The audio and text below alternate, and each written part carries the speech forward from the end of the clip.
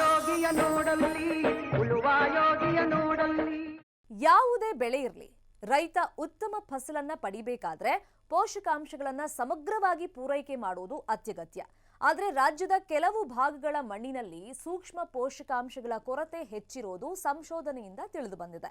ಆದ್ದರಿಂದ ರೈತರು ಪ್ರಮುಖ ಪೋಷಕಾಂಶಗಳ ಜೊತೆಗೆ ಸೂಕ್ಷ್ಮ ಪೋಷಕಾಂಶಗಳನ್ನು ಬೆಳೆಗಳಿಗೆ ಒದಗಿಸುವುದು ಅತೀ ಮುಖ್ಯ.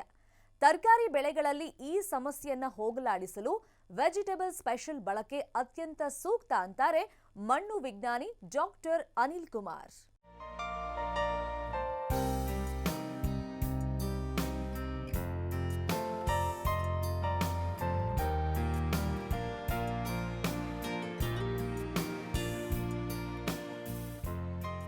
ರಾಜ್ಯದಲ್ಲಿ ಸುಮಾರು 4,20,000 ಹೆಕ್ಟೇರ್ಗಿಂತ ಹೆಚ್ಚಿನ ಪ್ರದೇಶದಲ್ಲಿ ತರಕಾರಿಗಳನ್ನು ಬೆಳೆಯಲಾಗ್ತಿದೆ. ನೀರಾವರಿ ಅನುಕೂಲ ಇರುವವರು ವರ್ಷ ಪೂರ್ತಿ ತರಕಾರಿ ಬೆಳೆಯುವುದನ್ನು ನೋಡ್ತೇವೆ.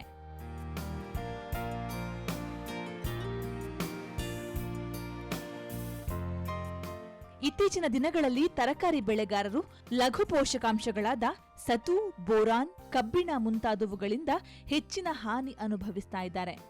ಇದನ್ನರಿತ ಬೆಂಗಳೂರಿನ IIHR ಸಂಸ್ಥೆ ತರಕಾರಿ ಸ್ಪೆಷಲ್ ಅನ್ನೋ ವಿಶೇಷ ಪೋಷಕಾಂಶಗಳ ಮಿಶ್ರಣವನ್ನ ಅಭಿವೃದ್ಧಿಪಡಿಸಿದೆ.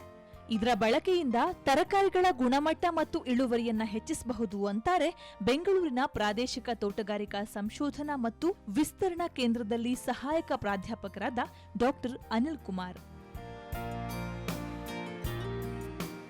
ಸೊ ನಿಮಗೆ ಗೊತ್ತಿರೋ ಹಾಗೆ ಈಗ ನಮ್ಮ ಎಂಟೈರ್ ರಾಜ್ಯದಲ್ಲಿ ಏನಾಗಿದೆ, ಲಘು ಪೋಷಕಾಂಶಗಳ ಕೊರತೆ ಆಗಿದೆ ಮಣ್ಣಿನಲ್ಲಿ.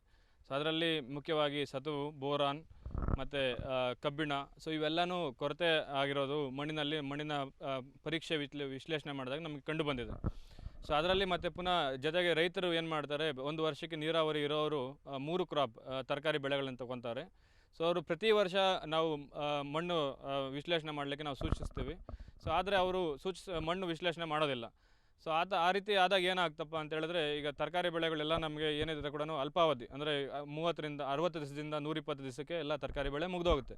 ಸೊ ಆಗ ನಾವು ವಿಶ್ಲೇಷಣೆ ಮಾಡಿ ಆವಾಗ ಏನಾದರೂ ಲಘು ಪೋಷಕಾಂಶಗಳ ಕೊರತೆ ಬಂದಾಗ ಅದರ ನಿರ್ವಹಣೆ ಮಾಡುವಂಥದ್ದು ಭಾಳ ಕಷ್ಟ ಆಗ್ತದೆ. ಸೊ ಜೊತೆಗೆ ರೈತನಿಗೆ ಇಳುವರಿಯಲ್ಲಿ ಕೂಡ ಕುಂಠಿತವಾಗ್ತದೆ, ಅದರಿಂದ ಆರ್ಥಿಕವಾಗಿ ಕೂಡ ಅವರು ಲಾಸ್ ಆಗ್ತದೆ.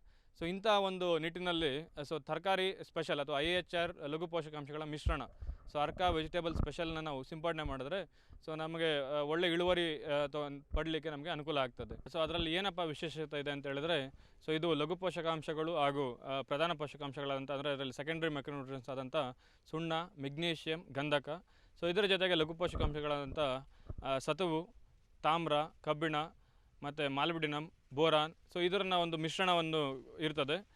ಇದನ್ನು ನಾವು ತರಕಾರಿ ಬೆಳೆಗಳಿಗೆ ಎಲ್ಲ ವಿವಿಧ ತರಕಾರಿಗಳು, ಏನೇ ತರಕಾರಿ ಬೆಳೆಬೇಕಾದ್ರೆ ಆ ತರಕಾರಿ ಬೆಳೆಗಳಿಗೆ ನಾವು 2 ಶಿಫಾರಸ್ಸಿನಂತೆ ಒಂದು 45 ದಿವಸ ಅಥವಾ 40 ದಿವಸಕ್ಕೆ ಮತ್ತು ಪುನಃ ಒಂದು 60 ದಿವಸದಲ್ಲಿ ನಾವು ಎರಡು ಪ್ರಮಾಣದಲ್ಲಿ ಸಿಂಪಡಣೆ ಮಾಡೋದ್ರಿಂದ ನಮಗೆ ಒಳ್ಳೆಯ ಇಳುವರಿ, ಜೊತೆಗೆ ನಮಗೆ ಮುಂದೆ ಆಗಬಹುದಂಥ ತೊಂದರೆಗಳಂದರೆ ಈಗ 60 ದಿವಸದಲ್ಲಿ ನಮಗೆ ಏನಾದರೂ ಪೋಷಕಾಂಶಗಳ ಕೊರತೆ ಲಕ್ಷಣಗಳು ಕಂಡು ಬಂದಲ್ಲಿ ತರಕಾರಿಗೆ ಅದನ್ನು ನಿರ್ವಹಣೆ ಮಾಡಲಿಕ್ಕೆ ಭಾಳ ಕಷ್ಟ ಆಗ್ತದೆ.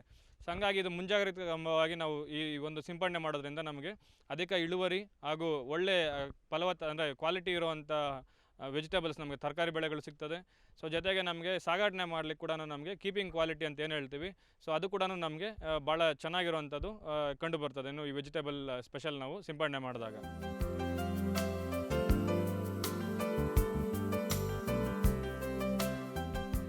ವೆಜಿಟೇಬಲ್ ಸ್ಪೆಷಲ್ ಅನ್ನ ಉಪಯೋಗಿಸುವ ವಿಧಾನ ಅಂದ್ರೆ, ಯಾವುದೇ ತರಕಾರಿ ಬೆಳೆಗೆ ಪ್ರತಿ ಲೀಟರ್ ನೀರಿಗೆ 4ರಿಂದ 5 ಗ್ರಾಂ ಮಿಶ್ರಣ ಮಾಡಿ ಸಿಂಪಡಿಸಬಹುದು. ಕೀಟನಾಶಕ ಅಥವಾ ಶಿಲೀಂಧ್ರನಾಶಕದೊಂದಿಗೆ ಕೂಡ ಬೆರೆಸಿ ಸಿಂಪರಣೆ ಮಾಡಬಹುದಾಗಿದೆ. 1 ಎಕರೆಗೆ ಅಂದಾಜು 300 ಲೀಟರ್ನಷ್ಟು ದ್ರಾವಣ ಬೇಕಾಗತ್ತೆ. ಇಲ್ಲಿ ನೋಡ್ತಾ ಇರೋ ಹಾಗೆ 100 ಲೀಟರ್ ಸಾಮರ್ಥ್ಯದ ಡ್ರಮ್ಗೆ 500 ಗ್ರಾಂ ಅರ್ಕಾ ವೆಜಿಟೇಬಲ್ ಸ್ಪೆಷಲ್ ಜೊತೆಗೆ 1 ನಿಂಬೆಹಣ್ಣಿನ ರಸ ಮತ್ತು ಶಿಫಾರಸಿನಂತೆ ಕೀಟ ಅಥವಾ ಶಿಲೀಂಧ್ರನಾಶಕವನ್ನ ಬೆರೆಸಿ ತರಕಾರಿ ಬೆಳೆಗಳಿಗೆ ಸಿಂಪರಣೆ ಮಾಡಬಹುದು.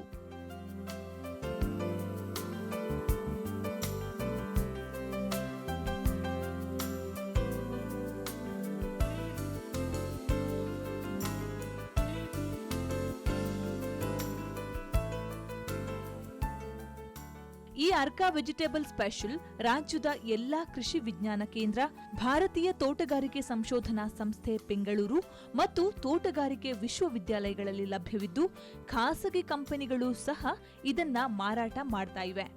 ಖಾಸಗಿ ಕಂಪನಿಗಳು ತಯಾರಿಸಿದ ಈ ಉತ್ಪನ್ನವನ್ನ ಖರೀದಿಸುವಾಗ ಪ್ಯಾಕೆಟ್ ಮೇಲೆ IIHR ಗುರುತು ಇರೋದನ್ನ ಗಮನಿಸಿ ಖರೀದಿಸಬೇಕು.